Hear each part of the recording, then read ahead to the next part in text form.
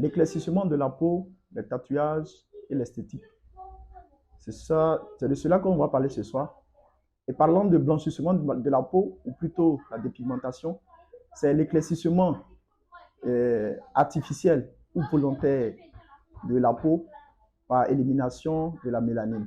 Ça, c'est la définition qu'on peut donner. Mais si on doit pousser la réflexion encore plus loin, parlant du spirituel, vous allez voir que au-delà de ce que les gens se dépigmentent la peau, il y a aussi la parole de Dieu qui est là. Et qu'est-ce que la parole de Dieu dit conformément à ces genres de choses? Vous pouvez voir aujourd'hui des personnes qui vont dans les supermarchés pour acheter des produits. Ça, c'est de façon artificielle. Mais aussi de façon spirituelle, il faut que Dieu envoie un message. Et lorsque nous lisons la parole de Dieu, dans Daniel chapitre 12, le verset 10, il est dit qu'il y aura un message prophétique qui va venir au travers d'un prophète. Et ce message prophétique aura pour but de non pas blanchir la peau de façon artificielle, mais blanchir l'homme de façon spirituelle, de tous les démons, les esprits mauvais, ainsi de suite. Donc, lorsqu'aujourd'hui, vous voyez un catholique qui est un Africain et qui cherche à se dépigmenter la peau, ça, c'est une forme de dépigmentation spirituelle. Et lorsque vous voyez un branamiste, souvent les Congolais, les branamistes congolais, vous voyez, ils portent des chapeaux de cow-boy pour ressembler aux Américains. Ça, c'est une forme de dépigmentation. Lorsque vous voyez un assemblée de Dieu qui veut ressembler, par exemple, à un Européen, par sa façon de s'habiller, sa façon de faire, ça, c'est la dépigmentation spirituelle. Donc, la dépigmentation ou le blanchiment de la peau, on peut voir cela de façon charnelle, de façon artificielle, mais aussi de façon spirituelle. Et le message du prophète Kakou Philippe aujourd'hui, qui donne à l'homme, à l'humain aujourd'hui, d'avoir une autre portée spirituelle de l'âme, dit qu'aujourd'hui, tous ceux que nous voyons aujourd'hui qui sont sur la surface de la terre, qui agissent comme des animaux, vous pouvez voir quelqu'un qui sur ses biceps, il y a tatouage, vous pouvez voir des jeunes filles qui font de l'esthétique, tout ça c'est le diable. La parole de Dieu dit que l'homme doit être naturel. Nous sommes venus de façon naturelle sur la terre. Lorsque nous regardons dans le jardin d'Éden, Ève ne mettait pas de rouge à lèvres sur elle. Ève ne mettait pas de faux cils sur elle.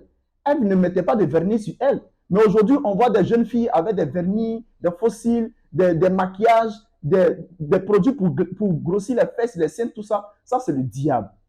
Et vous devez rechercher le message du prophète Kakou Philippe aujourd'hui pour vous délivrer de tous ces démons, de tous ces esprits. Car en dehors du message du prophète Kakou Philippe aujourd'hui, tous les autres produits artificiels que vous allez chercher, ça n'aura aucun effet. Parce que l'origine de la peau noire aujourd'hui, c'est venu d'un homme. C'est parce que Dieu, au temps de Noé, Dieu a prononcé une parole de malédiction. Et c'est à partir de cette parole de malédiction-là que l'homme a eu la peau noire. Sinon, à l'origine, l'homme était blanc. Donc, lorsque les gens cherchent des produits artificiels pour changer de peau, de passer de la peau noire à la peau blanche, c'est parce qu'ils ont la connaissance de ces choses-là. Mais en plus de la connaissance, il faut aussi la révélation. Et c'est la révélation aujourd'hui que le prophète Kakou Philippe apporte pour dire qu'en dehors de son message, on ne peut pas se dépigmenter la peau avec ces choses-là parce que ce n'est pas ça qui donne la vie éternelle, mais c'est son message qui doit purifier, blanchir un élu en cette génération. Déjà, je veux qu'on retienne un fait, c'est que l'apparence physique est la première des choses que l'on voit chez une personne et c'est ce qui est soumis en premier à un jugement de valeur. Et fort de ce constat, plusieurs personnes s'adonnent à certaines pratiques telles que le blanchiment de la peau, les tatouages et la chirurgie esthétique. Mais qu'en est-il de la Bible concernant ces différents phénomènes? Et déjà, nous allons lire rapidement un texte dans le livre de 1 Corinthiens 6, à partir du verset 19. La Bible dit que ne savez-vous pas que votre corps est le temple du Saint-Esprit qui est en vous et que vous avez reçu Dieu et que vous ne vous appartenez point à vous-même. Ici, nous remarquons, sinon nous comprenons par ce passage que notre corps ne nous appartient pas. Pourquoi? Parce que notre corps a un auteur, notre corps a un propriétaire. Et de ce quoi nous avons été faits à l'image de Dieu. Alors nous ne pouvons pas prendre l'initiative de pouvoir pratiquer certaines choses, telles que les tatouages, telles que le blanchiment de la peau, voire même la chirurgie esthétique.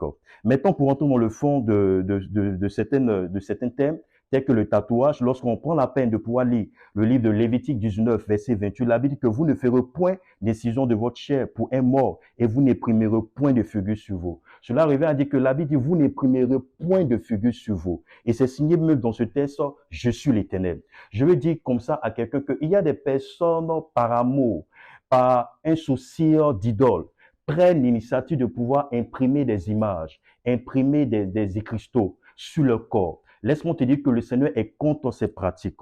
Et concernant le blanchiment de la peau, vous savez, ce n'est pas mauvais de pouvoir porter de l'éclat à sa peau. Ce n'est pas mauvais de soigner sa peau. Mais le souci, c'est plutôt au niveau des conséquences sur du blanchiment de la peau. Lorsque vous blanchissez la peau, il y a un certain nombre de choses qui se produisent. Il y a déjà certaines maladies qui sont rattachées à des produits blanchissants. Et du coup, on peut me citer ces maladies telles que les acnés, des troubles de la peau, de pigmentation, l'atrophie, et on peut me citer des maladies telles que l'hypertension artérielle, telles que, j'ai envie de dire, l'insuffisance rénale et même des complications au niveau de notre peau. Je vais dire à quelqu'un, la Bible est claire dans le livre de 1 Corinthiens 3, verset 16 à 17. La Bible dit que celui qui détruira cette peau, sinon ce corps qui est le temple de Dieu, Dieu le détruira. Je vais te dire que si tu prends l'initiative d'utiliser des produits qui viennent dans le but de te détruire, Dieu risque de te détruire.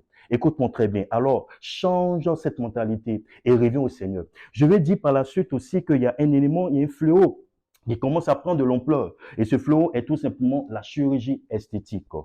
Regarde, lorsque Dieu a créé l'homme, au-delà de toute la créature sur terre, Dieu va prendre la peine d'admirer l'homme. C'est-à-dire que l'homme atteignait, je peux dire, le plus gros record, sinon le plus grand record concernant la beauté esthétique, sinon la beauté de l'être humain.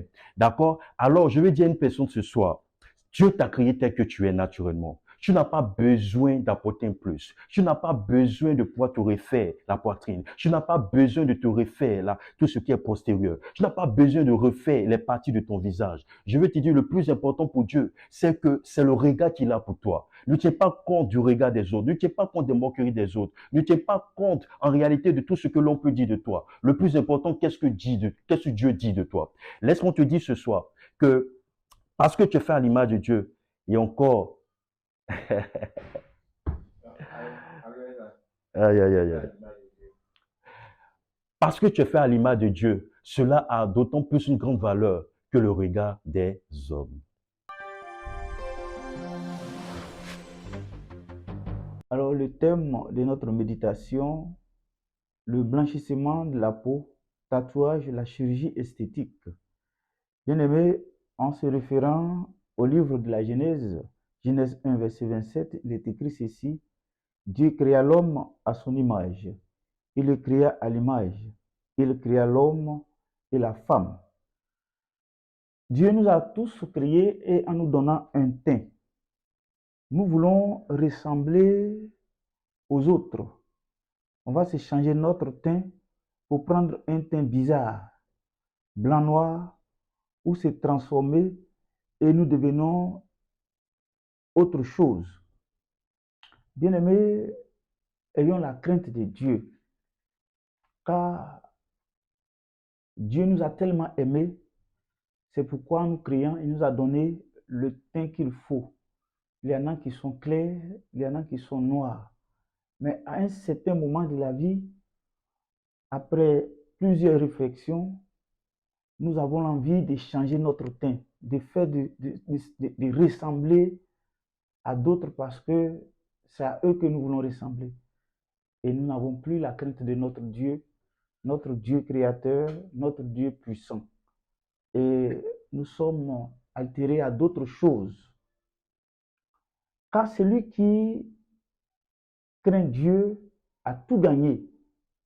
Celui qui craint Dieu a l'amour. Et par cet amour dans le cœur, la personne travaille comme un enfant de Dieu. Il a la crainte. Là où il pose son pas, il sait que Dieu est là. Il sait qu'il a un créateur. Aimons-nous tous les uns les autres pour pouvoir avancer. Ne cherchons pas à ressembler à d'autres personnes. Tels que nous sommes, aimons notre peau, notre couleur, pour que Dieu puisse manifester sa gloire, sa puissance en nous.